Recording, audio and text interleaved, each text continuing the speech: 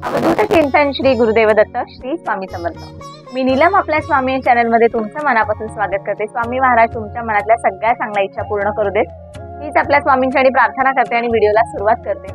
आपले स्वामी महाराज अतिशय परम दयाळू आहेत। स्वामी माऊली म्हणजे आपली आईच आहे। आपल्याला प्रत्येक संकटातून ती वेळोवेळी बाहेर काढत असते, आपल्या कायम पाठीशी ठामपणे उभी असते।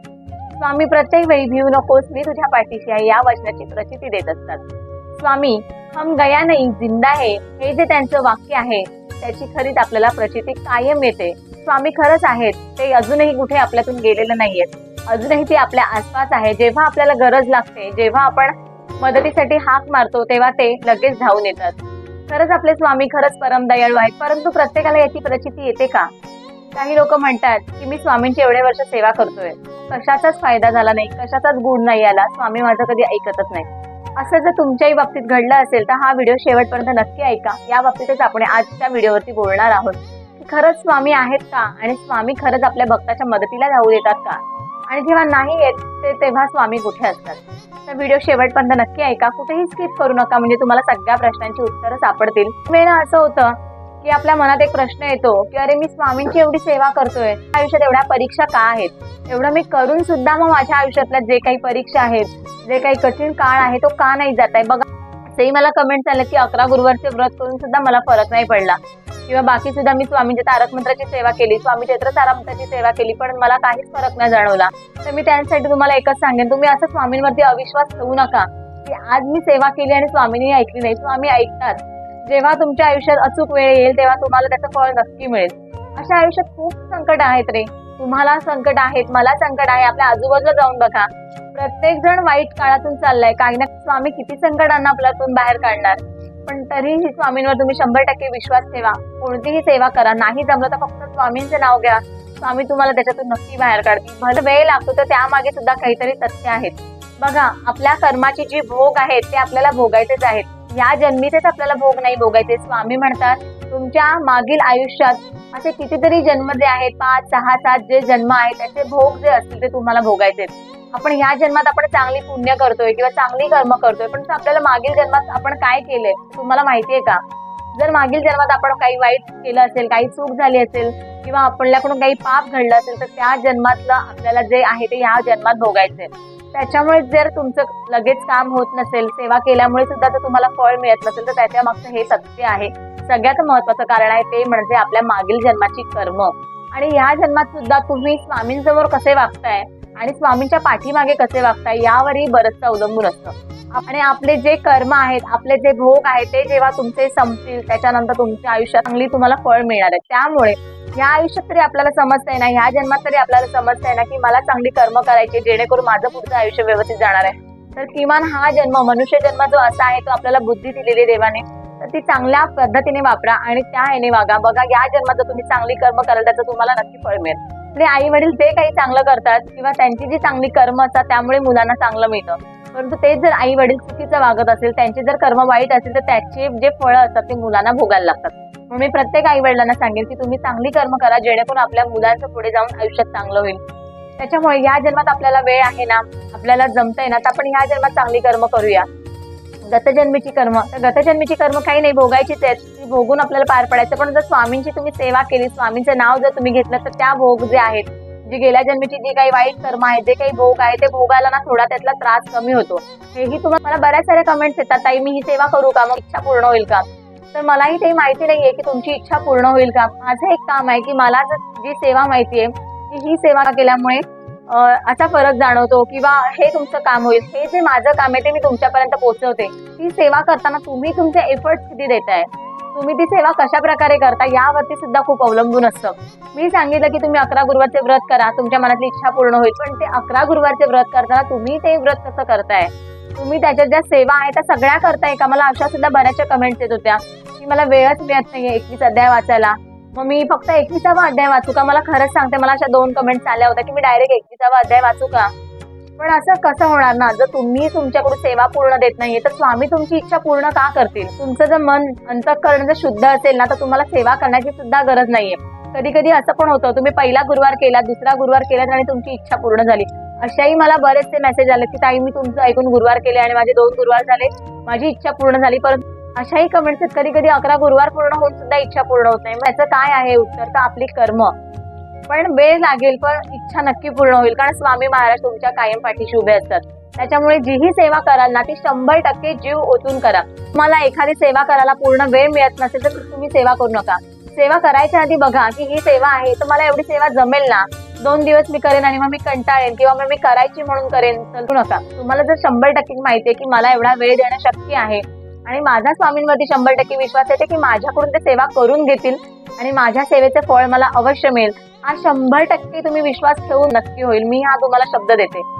आपण असं म्हणतो की बाबा मी सेवा करतोय, मी एवढं स्वामींचं करतो, पण माझ्या आयुष्यात का भोग आहेत? आजूबाजूचा माझा भाऊ असेल किंवा माझ्या शेजारी राहणारी बाई असेल, माझे वडील असेल, आई असेल, कोणी असेल, बहीण असेल, जाऊ असेल, की ती तर देवाचं करत नाही, मग त्यांच्या आयुष्यात का चांगलं चाललंय? हा सगळ्यात मोठा प्रत्येकाला पडणारा प्रश्न असेल.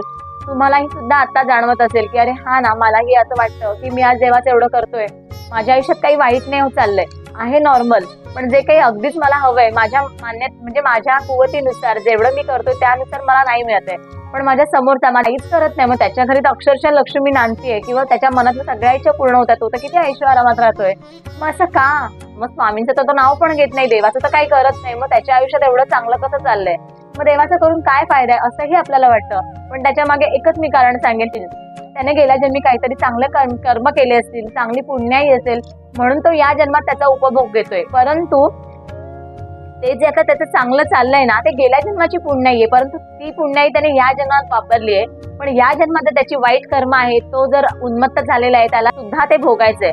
माणसाचा शेवट आपण नाही बघितलाय ना की कसा होणार आहे, काय होणार आहे, म्हणून आपण या आयुष्यात चांगलं वागा. समोरच्याकडे तुम्ही नका बघू, इग्नोर करा. त्याच्या आयुष्यात सगळं चांगलं आहे, जरी तो वाईट वागत असला तरी सुद्धा त्याने वाईट कर्म केली आहे, तो एवढा वाईट वागलाय, लोकांचे पैसे लुबाडलेत, लोकांना फसवलंय, तरी तो आज ऐश्वर्यात आहे ना, पण त्याला त्याचे जे भोग आहेत ना ते भोगायचे. त्याच्यावरती मी तुम्हाला एक चांगलं सगळ्यात उदाहरण सांगते, जे तुम्हा आम्हाला सगळ्यांना माहिती असेल.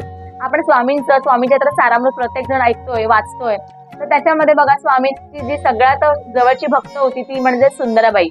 खूप चांगल्या होत्या सुंदराबाई, परंतु त्यांच्यात सुद्धा वाईट गुण सुद्धा होते. काय सुद्धा पैशाचा मोह होता किंवा त्या प्रत्येकाला असं उर्मट्याने बोलायच्या, म्हणजे त्यांचीही वाईट कर्म होती. तर त्यांचे आपले स्वामींचे जे आजूबाजूचे जे काही भक्त होते, आजूबाजूची लोक होती, ते स्वामींना म्हणायचे, स्वामी तुमच्या समोर सुंदराबाई अशा वागतायत, पण तुम्ही त्यांचं काहीच वाईट करत नाहीये, का तुम्ही थांबवत नाहीयेत? तरी सुद्धा तुम्ही त्यांना एवढ्या जवळचं तुमच्या जवळ तुम्ही एवढं ठेवताय, त्यांना तुमची सेवा करायला देताय, परंतु त्या सेवा मनापासून नाही करत आहे, मनात लालच आहे. किंवा एखादी सेवा करताना आम्ही त्यांच्याकडे सांगायला आलो की सुंदराबाई ही सेवा आमची स्वामींपर्यंत पोहोचवा, आमचा हा त्रास आहे, स्वामींना सांगा, त्याची सेवा आम्हाला द्या, परंतु त्या आम्हाला हडतूड करतात, त्यांचं वागणं अजिबात बरोबर नाही, तरी सुद्धा तुम्ही स्वामी सुंदराबाईंना का जवळ ठेवलेत? असे जेव्हा स्वामींना विचारायची लोक, तेव्हा स्वामी हसून एकच सांगायचे, अरे बाळांनो, सुंदराबाई जे माझ्या जवळ आहे ना, ती मागील जन्माची पुण्याई आहे, तिची मागील जन्माची पुण्याई संपेपर्यंत मीही तिचं वाईट नाही करू शकत किंवा मी तिला दूर नाही लोटू शकत. तिची मागील जन्माची जी पुण्याई आहे ती संपेपर्यंत ती इथेच राहणार, ती माझ्या जवळच राहणार, कारण तिची मागील पुण्याई तेवढी थोर आहे. तिने मागच्या जन्मात एवढी चांगली कर्म केलेत, एवढी चांगलं पुण्य केले की त्याची फळं, त्याचा जो उपभोग आहे ना ती या जन्मात घेते. त्याच्यामुळे आता ती काय वागते ना, त्याच्यावरून मी तिला बाजूला नाही सारू शकत. जी वाईट कर्म ती आता करते त्याचा तो जेव्हा घडा भरेल त्या दिवशी मी तिला इथून बाहेर हाकलवीन आणि तेव्हा तिला तिच्या आयुष्याचा खरा पश्चाताप होईल. तेव्हा तिला सगळं समजेल की मी एवढं चांगले दिवस काढले, ते मागील जन्माचे होते, पण मी या जन्मात काय केलं, वाईट केलं, आणि त्याची फळं मला आज मिळाली. जर सुंदराबाईच्या बाबतीत सुद्धा स्वामींनी हे केलं, तर तुम्ही आम्ही कोण आहात? आपल्याला सुद्धा आपल्या गेल्या जन्मीचे भोग भोगायचे आहेत. त्याच्यामुळे तुम्ही आजूबाजूला काय लोक वागतायत, ती वाईट वागून सुद्धा ती ऐरामात का राहतात, असा गर्व येतो की अरे मी काही नाही करते तरी मला सगळं मिळतंय, हा तर किती देवाचं करतोय, म्हणून तरी याला देव देत नाहीये. परंतु हे फक्त तेवढ्यापुरती आहे. जेव्हा त्याच्या सुद्धा वाईट कर्माचा जेव्हा घडा भरेल तेव्हा त्यालाही त्याचे दिवस भोगायचेच आहेत. म्हणून मी तुम्हाला एक खरंच सांग, जरी तुमचा माझ्यावर विश्वास असेल तर मी तुम्हाला ते सांगेन, कितीही काहीही होऊ द्या, स्वामी सेवा सोडू नका, स्वामींचं नाव कधी सोडू नका. तुम्ही स्वामींना जपताय ना, तर स्वामी तुम्हाला आयुष्यभर जपणार. वाईट काळ चालला असेल तोही निघून जाईल, परंतु त्याच्यानंतर छान चांगले सुखाचे दिवस तुम्हाला बघायला मिळणार आहेत. आजूबाजूची लोक काय करतायत ते देवाचं करताना सुद्धा तुमच्याशी वाईट, म्हणजे तुमच्याबद्दल वाईट चिंता आहेत, परंतु देवदेव करतात, त्यांना देव कधीच पावणार नाही. त्यांच्या आयुष्यात आता जे काही चांगलं चाललंय ते त्यांच्या मागच्या कर्माची फळं आहेत, त्याच्यामुळे ती त्यांना मिळाली. ती त्यांची चांगली कर्म भोगून झाली की त्यांनी या जन्मात जे तुमच्याशी वाईट केले ना ते त्यांना भोगायचं आहे. माणूस जेव्हा जातो, जेव्हा माणसाचे शेवटचे दिवस असतात तेव्हा माणसाला आपल्या आयुष्यात आपण काय चांगली कर्म केली, काय वाईट कर्म केली, हे सगळ्या पापाचा आपल्याला जो काही हिशोब असतो तो द्यावाच लागतो. त्याच्यामुळे हे खूप अटळ सत्य आहे. मी तुम्हाला एक कळकळीने सांगेन, कितीही काहीही झालं तरी स्वामींचं नाव सोडू नका, स्वामींना कधी सोडू नका. स्वामी तुम्हाला आयुष्यात कधी सोडणार नाहीत. वाईट काळ असेल तोही जाईल, चांगले दिवस येतील, सुखाचे दिवस येतील आणि त्यासाठी काही झालं तरी स्वामींवरचा विश्वास मात्र ढळू देऊ नका.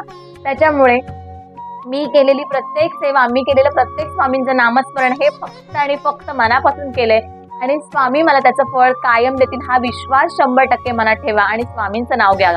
बघा स्वामी तुमच्या कायम पाठीशी उभे असतील. आज जे आपण जगतोय, आज जो आपण श्वास जो घेतोय ना तो फक्त आणि फक्त आपल्या स्वामींमुळे. हे तुम्ही मानायला तयार करा, म्हणजे बघा तुमच्या आयुष्यातली सगळी कोडी सुटतील आणि तुम्हाला सुद्धा तुमचं आयुष्य खूप चांगलं दिसेल. आजूबाजूला जाऊन बघा, त्यांचं आयुष्य बघितल्यानंतर तुम्हाला कळेल की अरे माझ्या आयुष्यात माझ्या स्वामींमुळे खूप चांगलं आहे. तर मी व्हिडिओ इथेच थांबवते. व्हिडिओ जर आवडला असेल तर व्हिडिओला लाईक करा, शेअर करा, कमेंट करा आणि चॅनलवर जर नवीन असाल तर चॅनलला सबस्क्राईब करा. पुन्हा भेटूया अशाच एका छानशा स्वामी सेवेमार्फत किंवा छानशा स्वामी अनुभवामार्फत. तोपर्यंत धन्यवाद. श्री स्वामी समर्थ.